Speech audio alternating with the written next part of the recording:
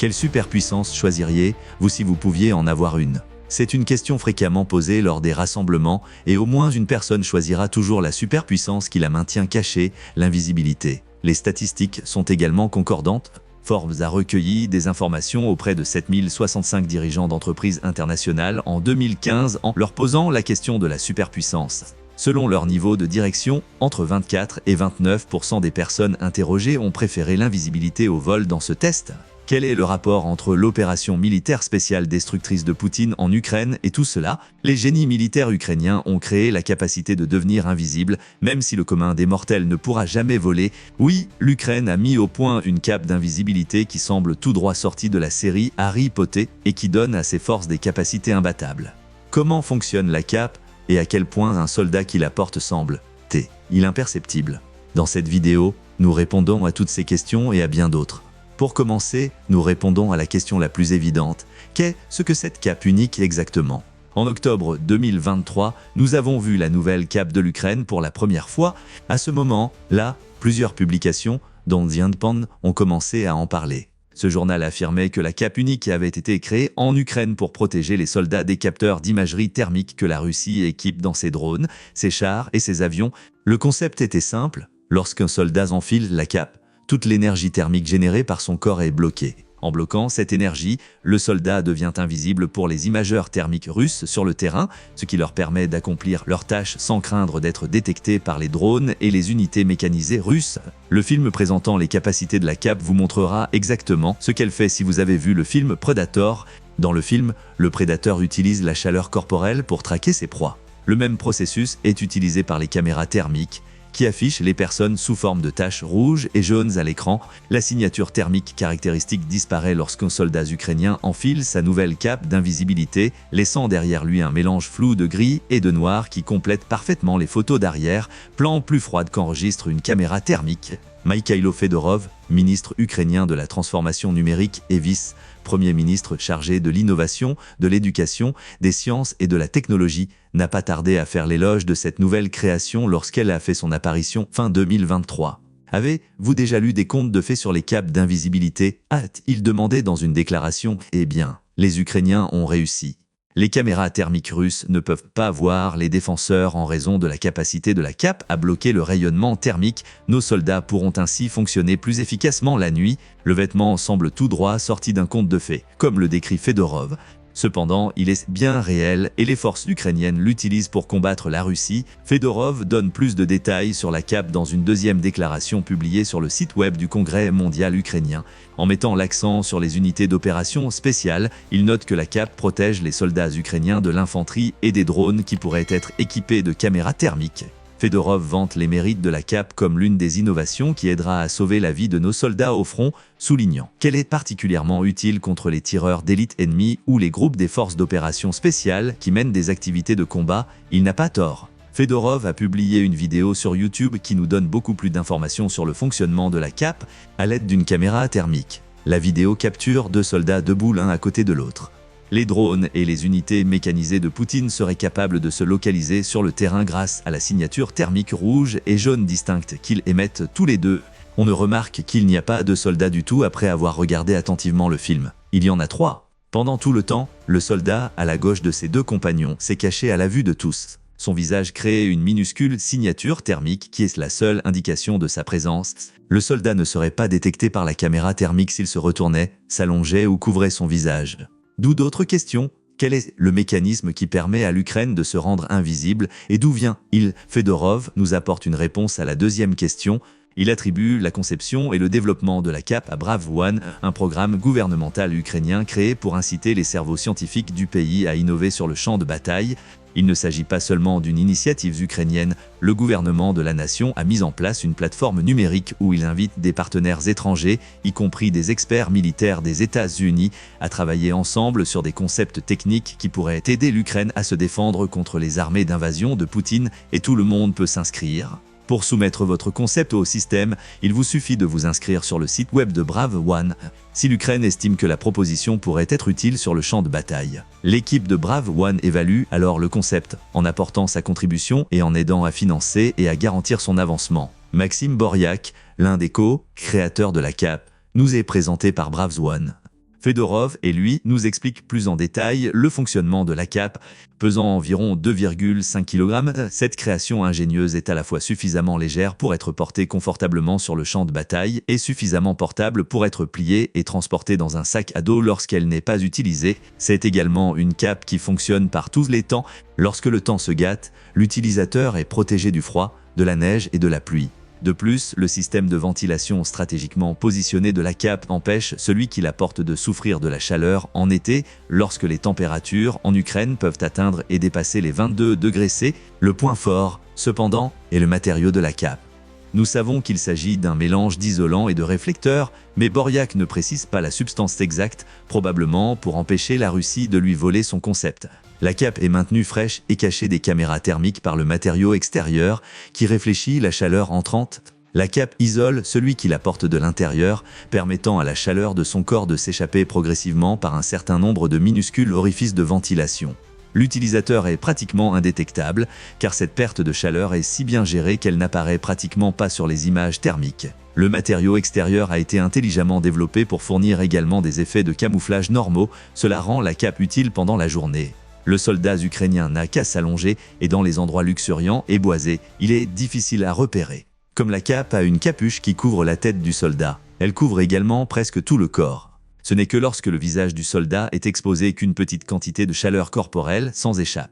Selon Boryak, Brave One a déjà créé des masques et des cagoules offrant des qualités d'invisibilité thermique comparables, rendant une personne portant une cape pratiquement invisible au capteur thermique. C'est une idée brillante qui soulève une autre question. Comment cette nouvelle cape d'invisibilité peut l'aider l'Ukraine dans sa lutte contre la Russie? Le principal avantage de la cape est qu'elle peut dissimuler les forces ukrainiennes aux capteurs d'imagerie thermique russe sur le champ de bataille. Comme nous l'avons déjà mentionné, nous devons étudier le fonctionnement des caméras thermiques et les raisons pour lesquelles elles constituent une telle menace pour l'armée ukrainienne afin de comprendre pourquoi cela est si crucial. Tout est question d'énergie infrarouge. La signature thermique d'un objet est la quantité d'énergie infrarouge qu'il émet, qui est présente dans presque tous les objets sur Terre. Cette signature thermique est détectée par des caméras thermiques qui affichent les signatures les plus chaudes en rouge et en jaune et les signatures les plus froides en gris bleuté. En substance, la caméra transforme l'énergie infrarouge détectée par ces capteurs en images électroniques qui montrent la température de surface de l'objet. Techniquement parlant, la Russie utilise des capteurs d'imagerie thermique dotés de systèmes optiques uniques. Ils concentrent la lumière infrarouge captée sur une puce unique appelée matrice de capteurs qui comporte des centaines de pixels disposés en grille pour créer un signal électronique. Chacun de ces pixels réagit différemment à l'énergie infrarouge qui lui est dirigée. Le capteur de la caméra transforme ensuite ce signal de la grille de pixels en une couleur qui peut être affichée sur une carte électronique par un calcul mathématique interne et automatique. Différentes couleurs sont utilisées pour représenter les gradis de température.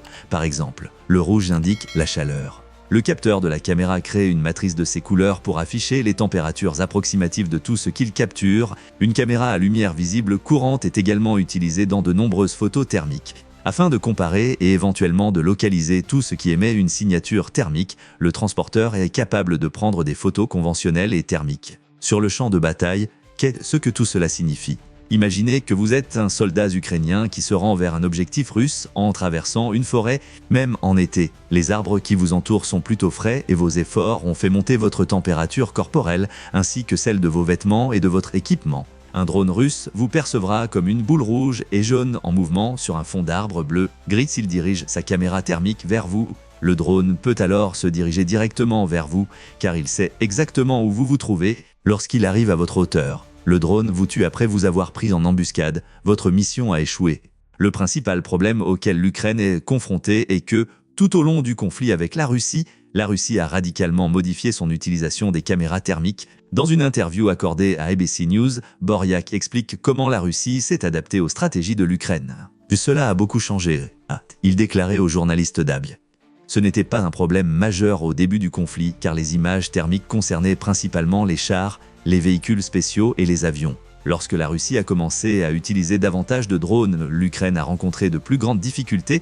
Selon Boryak, les drones ont été utilisés dans les premières phases de la bataille, mais ils n'étaient pas courants ou utilisés de manière routinière. C'est devenu régulier maintenant, les drones sont de plus en plus courants chaque mois. En plus d'avoir plus de drones que la Russie, l'Ukraine augmente également le nombre de ses propres capteurs thermiques. Il n'a pas tort non plus, l'utilisation de drones des deux côtés du conflit a été démontrée par la guerre en Ukraine. Les drones ont aidé l'Ukraine dans tous les domaines, de la reconnaissance aux attaques à grande échelle contre les raffineries de pétrole et les infrastructures énergétiques russes. Après avoir constaté l'efficacité des drones, Poutine, qui a toujours été un adepte en matière de stratégie, les utilise désormais pour repérer les forces ukrainiennes et lancer des attaques kamikazes de drones sur leur ville. Il ne ralentira pas dans un avenir proche. La Russie prévoit de décupler la production de drones afin de lutter contre le déploiement de ces véhicules sans pilote par l'Ukraine, selon Reuters.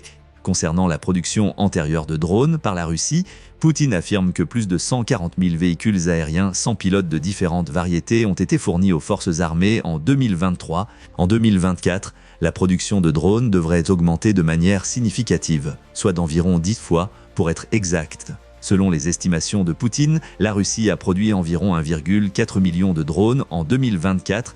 Naturellement, tous ces drones ne seraient pas équipés de caméras à imagerie thermique.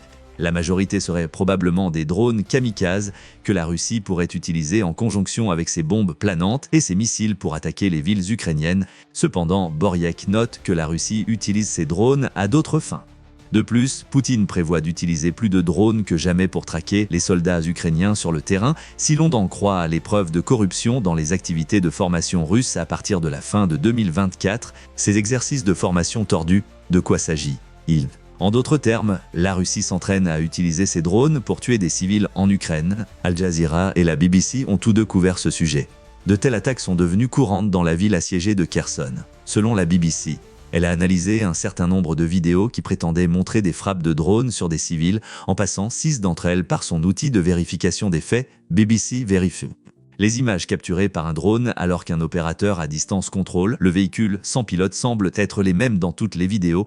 Un automobiliste ou un civil qui semble être habillé en civil sera suivi par le drone. Le drone a pour but de tuer ou de blesser la cible de l'opérateur en larguant une grenade à son approche. Vous avez l'impression que quelqu'un vous surveille tout le temps, que vous êtes traqué et que des bombes pourraient être larguées à tout moment. Kristina Sinaya, une travailleuse humanitaire ukrainienne qui travaille à 1 kilomètre de la rivière Dnipro, estime que c'est la pire chose qui puisse arriver. Le reportage d'Al Jazeera est tout aussi troublant. Selon le reportage, la Russie a mis en place une nouvelle stratégie de drones à l'été 2024, utilisant des dizaines de véhicules aériens sans pilote pour suivre les automobiles dans les villes où résident encore des Ukrainiens.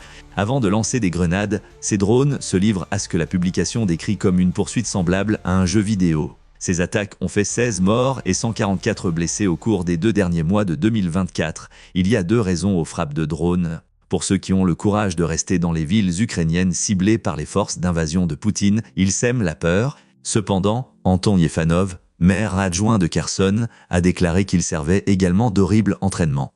À Kherson, les Russes s'entraînent sur des personnes en plus de terroriser la population.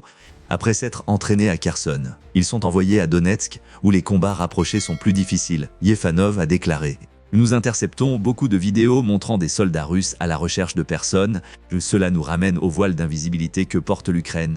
En raison de l'entraînement déformé de la Russie sur les civils en Ukraine, ces troupes sont capables de s'habituer davantage aux drones qu'elles utilisent, ce qui aide les soldats russes sur le terrain en améliorant leur connaissance de la façon d'utiliser leurs drones pour traquer les soldats ukrainiens. Afin d'améliorer leur capacité à assassiner les soldats ukrainiens sur les lignes de front, la nouvelle cape d'invisibilité thermique est conçue pour rendre cette tâche beaucoup plus difficile pour les horribles soldats russes qui commettent des crimes de guerre contre le peuple ukrainien.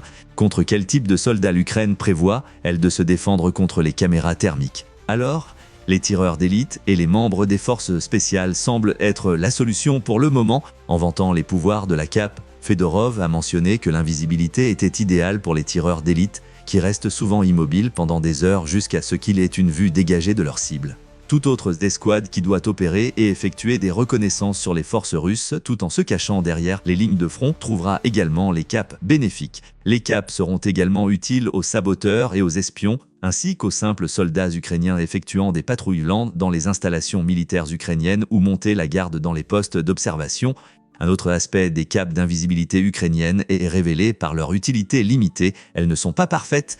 Boryek admet que les capes ne sont actuellement pas adaptées à toutes les utilisations militaires. Selon le co-créateur de la cape, les propriétés de masquage du vêtement sont maintenues éternellement tant que le porteur se déplace très lentement pour empêcher le corps de dégager plus de chaleur, comme lors d'un déplacement rapide sur le terrain. Malheureusement, Comme les capes doivent se déplacer lentement, elles ne sont pas particulièrement adaptées à une utilisation régulière par l'infanterie et ne protégeront pas les forces ukrainiennes lors de raids nocturnes sur les positions russes. Le conduit de ventilation qui permet à celui qui le porte de rester au frais pourrait également être un indice de la technologie d'imagerie thermique de la Russie si un excès de chaleur corporelle est généré, comme cela se produit lors de la course, poursuit Boryak, ajoutant que la cape est conçue pour le positionnement lent d'une personne sur le lieu de la dislocation et ne peut pas être utilisée lors de mouvements rapides. Ces exigences peuvent restreindre l'utilisation de la cape, mais elles la rendent également idéale pour les unités des forces spéciales et les tireurs d'élite lents qui l'utilisent déjà efficacement sur le terrain. La seule autre contrainte de l'Ukraine est le volume, qui a posé problème lors de l'invasion de Poutine. Boryak est franc sur la situation lorsque ABC demande si l'Ukraine en a assez de ces capes. Il assure aux journalistes « Bien sûr que non. Rien dans l'armée ou pendant le conflit ne peut jamais être suffisant. » Il poursuit en disant que la création d'une seule de ces capes d'invisibilité nécessite une quantité de travail énorme. Ils sont assez difficiles à fabriquer, avant de révéler qu'il n'y aurait peut être que 40 de ces capes sur le champ de bataille. Il affirme qu'un homme peut fabriquer une cape en 2 jours s'il travaille à temps plein. Cela implique que les capes d'invisibilité ne peuvent pas être l'outil révolutionnaire que l'Ukraine souhaite, non. L'équipe de Boryak peut produire 150 unités par mois si elle parvient à obtenir des financements de la part des nombreux amis occidentaux de l'Ukraine ou du projet Brave One, selon Newsweek. Il ajoute que si nécessaire, son personnel pourrait augmenter la production. En présence de végétation naturelle, l'échantillon qui a été présenté est préparé pour une production de masse et une utilisation généralisée lorsqu'une personne est debout, assise ou couchée. En d'autres termes, l'Ukraine est prête à se défaire de son manteau d'invisibilité. Tout ce qui est nécessaire pour augmenter les niveaux de production, ce sont les ressources financières et humaines nécessaires. L'équipe de Boryak travaille toujours sur le manteau. Il a l'intention de moderniser notre dispositif à l'avenir pour permettre une mobilité rapide sur un terrain dégagé. Selon lui, des recherches sont menées dans ce domaine en collaboration avec d'autres spécialistes. Les tests de différents matériaux font partie de ces recherches qui, selon Boryak, devrait accroître les capacités de dissimulation de la cape. Par conséquent, nous pourrions bientôt voir d'autres de ces ingénieuses capes au combat et la situation de Poutine s'aggrave.